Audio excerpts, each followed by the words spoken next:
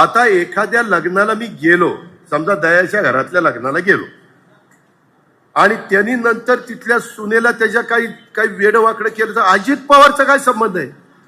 अजित पवारने दयाला सांगितलं तू असं कर म्हणून, मला तर काय कळलंच.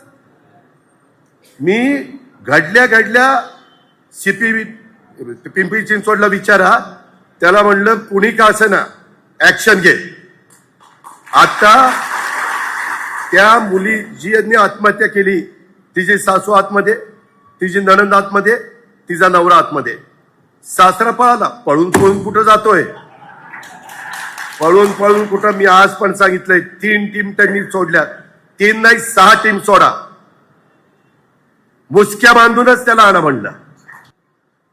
आज मी जाहीर करून टाकतो, तो तर माझा पदाधिकारी नाही, परंतु सभासद असेल तर त्याला आजपासून राष्ट्रवादी काँग्रेस पक्षातनं मी हकालपट्टी केलेली आहे. असली नालायक माणसं माझ्या पक्षात नको. काय गरज नाही.